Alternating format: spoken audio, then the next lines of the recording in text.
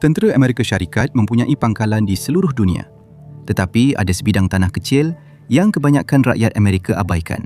Tetapi jika ia hilang esok, Amerika Syarikat akan serta-merta kehilangan kedudukan barisan hadapan mereka di Pasifik. Ia juga bukan Hawaii. Ia bukan kemudahan operasi rahsia. Tetapi ia menentukan seberapa pantas Amerika boleh bertindak balas terhadap peperangan. Ia terletak bersendirian, dikelilingi lautan sejauh beribu-ribu batu. Terlalu jauh untuk dilindungi dengan mudah. Terlalu penting untuk ditinggalkan. Peluru berpandu boleh sampai ke sana. Pengebom boleh berlepas dari sana. Segala-galanya mengenainya, menunjukkan kerentanan dan keperluan. Jika krisis bermula di Asia, langkah sebenar yang pertama bukan datang dari Washington. Ia datang dari sini. Dan hampir tiada siapa yang memikirkannya sehingga mereka terpaksa. Kebanyakan orang dengar nama Guam dan fikir Pulau Tropika. Mungkin sejarah Perang Lama. Itu langsung tidak kena dengan maksud sebenar. Lihat di mana sebenarnya ia terletak dan segalanya berubah. Ia adalah tanah Amerika terakhir sebelum Asia. Ia adalah titik tepat di mana kuasa AS berhenti menjadi teori dan menjadi nyata. Dan tiba-tiba, persoalannya bukan di mana Guam, tetapi mengapa ia begitu penting pada mulanya. Masalah terbesar di Pasifik ialah jaraknya. Menggerakkan kumpulan tempur kapal induk dari pantai barat mengambil masa berminggu-minggu. Malah dari Hawaii, ia masih mengambil masa beberapa hari pada kelajuan penuh. Itu membakar bahan api, menandakan pergerakan dan memberi masa kepada musuh untuk bersedia. Guam sepenuhnya menghapuskan kelewatan itu. Itulah yang mengubah geografi menjadi kelebihan, dan kelebihan itu menjadi sesuatu yang Washington tidak boleh abaikan. Pulau itu bertindak seperti kapal pengangkut pesawat kekal yang tidak pernah bergerak, tidak pernah memerlukan bahan api dan tidak boleh ditenggelamkan. Dan selain jarak, ada satu lagi kelebihan yang lebih penting, iaitu kawalan. Amerika Syarikat mengendalikan pangkalan di Jepun dan mengekalkan kehadiran di Filipina. Tetapi pangkalan-pangkalan itu tertakluk kepada peraturan kerajaan asing. Kerajaan-kerajaan itu boleh mengenakan had, menyebabkan kelewatan atau bahkan menghalang Amerika Syarikat daripada melancarkan serangan. Guam tidak menghadapi masalah-masalah tersebut. Ia adalah wilayah Amerika Syarikat sepenuhnya. Dan di sinilah geografi berhenti menjadi sekadar menarik dan mula menjadi berbahaya. Inilah kuasa untuk melancarkan serangan tanpa sekatan. Perancang tentera membahagikan Pasifik kepada rantaian pulau. Yang pertama, melalui Jepun dan Taiwan, berada dalam jangkauan peluru berpandu musuh dan sudah terdedah. Guam menjadi tonggak rantaian pulau kedua. Ia terletak cukup jauh untuk memberi amaran awal, tetapi cukup dekat untuk membalas serangan serta-merta. Keseimbangan itu menjadikannya tidak dapat digantikan. Geografi ini kini membentuk strategi peperangan yang sepenuhnya baharu.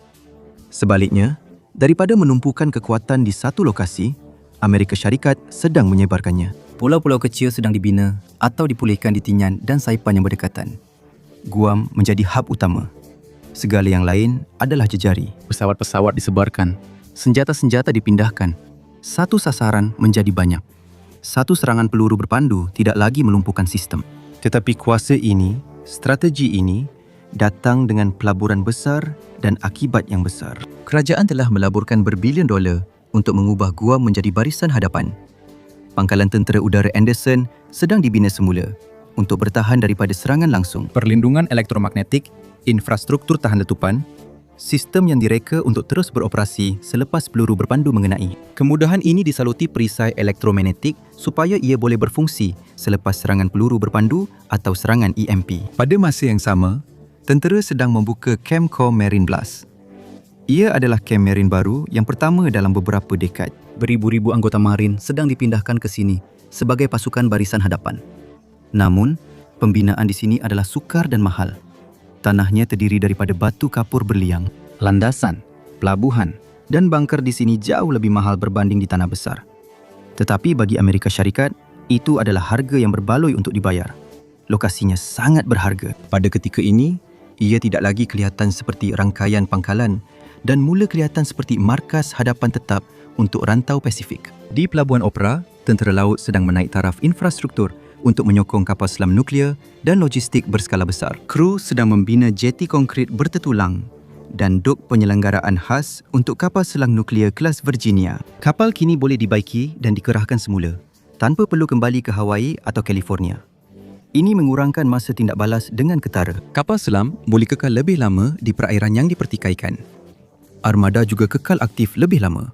Tetapi ketenteraan bukan satu-satunya sebab pulau ini menjadi tidak tergantikan. Dasar laut di sekelilingnya membawa sesuatu yang sama strategik seperti mana-mana peluru berpandu. Dasar laut di sekitar Guam mungkin akan mengawal masa depan ekonomi global. Pulau itu adalah persimpangan utama untuk trafik digital merentasi lautan Pasifik yang bergerak melalui kabel jentian optik khas yang terletak di dasar laut.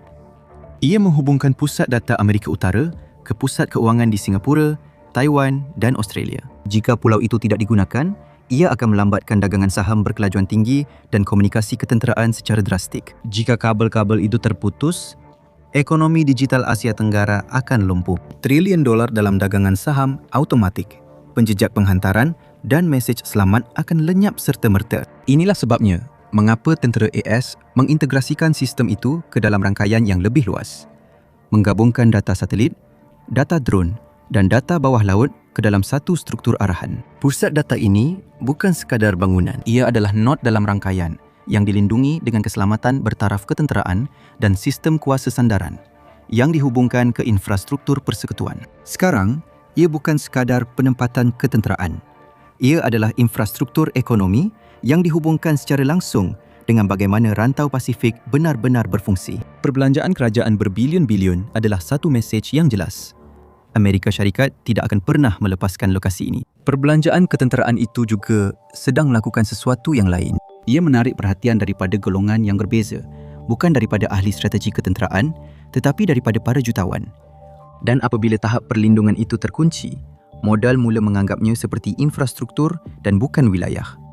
Guam menawarkan sesuatu yang anda tidak boleh dapat di tempat lain.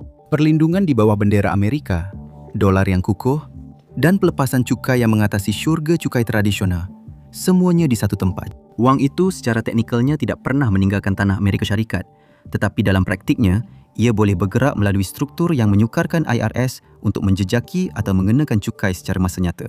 Ini sering dikaitkan dengan apa yang dikenali sebagai kod cermin. Ia meniru sistem cukai Amerika Syarikat, tetapi wang itu kekal di peringkat tempatan. Guam boleh menawarkan potongan cukai yang besar, kadang-kadang sehingga 100% selama beberapa dekad. Ini adalah jenis perjanjian yang anda tidak akan dapat di tanah besar Amerika Syarikat. Bagi kerajaan tempatan, perjanjian ini agak mudah. Korbankan hasil cukai untuk menarik berbilion-bilion dalam bentuk deposit tunai dan projek pembangunan mewah yang tidak akan dibiayai oleh Gran Persekutuan. Bagi para jutawan dan syarikat, ini adalah celah undang-undang yang sempurna. Wang itu secara teknikalnya kekal di tanah Amerika Syarikat. Ia mendapat perlindungan penuh daripada Mahkamah Amerika, memastikan ia selamat daripada kerajaan asing atau rasuah tempatan. Dan pada masa yang sama, wang itu berada dalam sistem cukai yang dibina untuk melindungi kekayaan. Dan semua ini telah mewujudkan satu jenis strategi keuangannya khusus, insurance captive. Korporat mencipta syarikat insurans mereka sendiri di sini menganggap premium itu sebagai perbelanjaan perniagaan untuk tujuan cukai di tanah besar dan membayar hampir tiada cukai. Ia adalah sah dan digunakan oleh syarikat besar yang sudah kukuh. Tetapi beberapa perniagaan bersaiz sederhana dan usahawan mula terlibat juga. Namun, ia masih beroperasi di bawah peraturan yang ketat dan pengawasan kawal selia yang rapi. Bukannya satu celah undang-undang yang jelas. Kerana ia dianggap sebagai struktur insurans domestik AS, ia boleh mengelak peraturan antarabangsa yang ketat atau penelitian yang biasanya dikaitkan dengan syurga cukai tradisional. Mereka mendapat faedah yang sama tanpa publicity buruk. Pelabur memasukkan keuntungan pasaran saham mereka ke dalam projek tempatan seperti apartmen mewah atau kilang dan menangguhkan atau terus menghapuskan bil cukai persekutuan mereka. Apabila anda gabungkan keistimewaan persekutuan itu dengan pelepasan cukai tempatan, kadar cukai sebenar untuk projek pembinaan besar jatuh hampir kepada sifar. Pelabur-pelabur ini hanya menyasarkan hartanah yang dilindungi oleh tentera. Di kawasan kejiranan seperti Tamaning atau Dodado, harga telah langsung tidak berkait dengan pendapatan tempatan. Bagi kebanyakan penduduk, gaji tidak seiring dengan kenaikan, tetapi pasaran hartanah terus meningkat. Dengan inflasi yang tinggi dan mata wang lemah di seluruh dunia, memiliki tanah fizikal yang dilindungi oleh tentera Amerika Syarikat adalah jauh lebih selamat berbanding memegang bon kerajaan. Kumpulan SM dari Filipina telah membeli tanah dan kawasan komersial secara agresif yang dahulunya terlalu mahal untuk pasaran tempatan. Mereka tidak merancang untuk mengendalikan hotel biasa.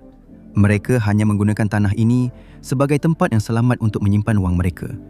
Sebenarnya, ia memang masuk akal. Para pelabur melihat ancaman ketenteraan yang sama seperti yang dilihat oleh para jeneral. Mereka bertaruh bahawa wilayah AS yang menerima peningkatan pertahanan besar-besaran adalah tempat paling selamat di dunia untuk menyembunyikan kekayaan semasa krisis global. Peluru berpandu yang sama yang disasarkan ke pulau ini adalah sebab para jutawan memindahkan wang ke dalamnya. Sementara pelabur kaya menambah simpanan dalam akaun bank mereka, orang biasa semakin terhimpit akibat ekonomi yang didorong oleh ketenteraan ini. Tentera sedang membina ribuan rumah di dalam pangkalan mereka. Tetapi bilangan tentera yang masuk masih melimpah ke bandar-bandar tempatan. Anggota tentera yang memasuki pasaran perumahan tempatan menerima alaun perumahan persekutuan yang selalunya bermula sekitar 2,500 sebulan. Wang kerajaan itu mewujudkan paras minimum buatan bagi harga sewa. Ia memberi kuasa kepada penyewa tentera untuk mengatasi tawaran keluarga tempatan bagi rumah yang sama. Harga median untuk sebuah rumah sesebuah melonjak melebihi $452,000 pada awal tahun 2026. Bagi golongan kelas pertengahan tempatan seperti guru, jururawat dan pekerja kerajaan yang memastikan bandar ini terus berjalan, angka-angka itu sudah tidak masuk akal lagi. Impian untuk memiliki rumah terpaksa dikorbankan demi menyokong logistik pasaran pertahanan. Namun nilai yang sama yang melindunginya juga menjadikannya sasaran. Dalam peperangan moden, musuh hanya akan membelanjakan berbilion-bilion untuk memusnahkan sasaran jika tindakan itu mampu melumpuhkan keupayaan pihak lawan untuk berperang. Dan China sedang menghalakan peluru berpandunya terus ke pulau kecil di Pasifik ini. Peluru berpandu DF-27 dibina khusus untuk menyerang lokasi ini. Pakar pertahanan memanggilnya sebagai pembunuh Guam. Ia boleh terbang sejauh 2,500 batu dan boleh membawa hulu ledak nuklear. Ia juga lebih pantas. Ia terbang lebih rendah dan lebih sukar dikesan. Ia direka untuk mengelak pertahanan peluru berpandu tradisional. Dan itulah paradoksnya. Semakin berbahaya pulau ini, semakin tinggi nilainya. Untuk menanganinya, Amerika Syarikat sedang membina sistem pertahanan peluru berpandu bernilai $8 bilion satu perisai berlapis yang menggabungkan pelbagai sistem pemintasan di seluruh pulau ini. Ia menghubungkan beberapa bateri peluru berpandu ke dalam satu rangkaian komputer. Matlamat utama adalah untuk menghalang serangan di mana berpuluh-puluh peluru berpandu musuh jatuh dari semua arah pada masa yang sama. Pembayar cukai Amerika membiayai perisai peluru berpandu paling canggih yang pernah dibina di sebuah pulau sahaja. Dan apabila firma ekuiti swasta masuk ke pusat data atau infrastruktur perkapalan di sini, mereka beroperasi di bawah payung pertahanan yang kosnya melebihi ekonomi di sekelilingnya. Tentera mengamankan pulau itu dan keselamatan itulah yang menjadikan modal swasta lebih sukar untuk disingkirkan. Di sinilah apa yang dipertaruhkan tidak boleh diabaikan. Sebuah pulau yang berubah menjadi barisan hadapan kuasa besar tidak pernah berlaku tanpa kos kepada penduduk yang sudah tinggal di situ. Dan Guam tidak terkecuali. Sementara kuasa besar dunia dan jutawan masuk, orang yang telah lama tinggal di sini semakin kehilangan kawalan terhadap apa yang berlaku. Orang asli Chamorro membentuk hampir 35% daripada penduduk tempatan. Hak tanah bersejarah mereka bertembung secara langsung dengan keperluan ketenteraan. Mereka mempunyai kuasa politik yang terhad. Mereka ketinggalan dari segi ekonomi. Orang yang paling lama menetap di sini mempunyai kawalan paling sedikit terhadap apa yang sedang berlaku. Dan ia sedang berlaku di tanah di bawah kubah radar itu. Pembinaan ketenteraan sedang memusnahkan tapak bersejarah purba dan sumber semula jadi. Pada tahun 2011, Tentera Laut menandatangani perjanjian dengan pegawai pemeliharaan tempatan. Ini mengurangkan kerenah birokrasi dan memudahkan untuk membersihkan tanah bersejarah. Untuk membina lapang sasar tembakan hidup di Magua, pasukan kerja telah menggali dan memusnahkan ribuan artifak purba dan penting dari segi budaya. Jentolak meratakan hutan berusia 4,000 tahun untuk memberi ruang kepada kubah radar. Pertempuran terbesar sedang berlaku di pantai Tarague. Sebuah kumpulan tempatan bernama Pritai Litekian sedang cuba menghalang tentera daripada meletupkan bom lama secara terbuka. Mereka juga menentang pembinaan lapang sasar baru di atas akuifer Guam Lens Utara. Rizab air bawah tanah ini membekalkan 80% air minuman bersih kepada pulau itu. Bahan kimia boleh meresap dengan cepat melalui batu dan memusnahkan bekalan air. Oleh kerana pulau ini terpencil, kehilangan akuifer akan menjadi bencana. Peningkatan ini telah membahagikan pulau itu kepada satu hierarki yang tiada siapa undi. Di puncak, kompleks ketenteraan industri dengan pembiayaan tanpa had dan perlindungan persekutuan.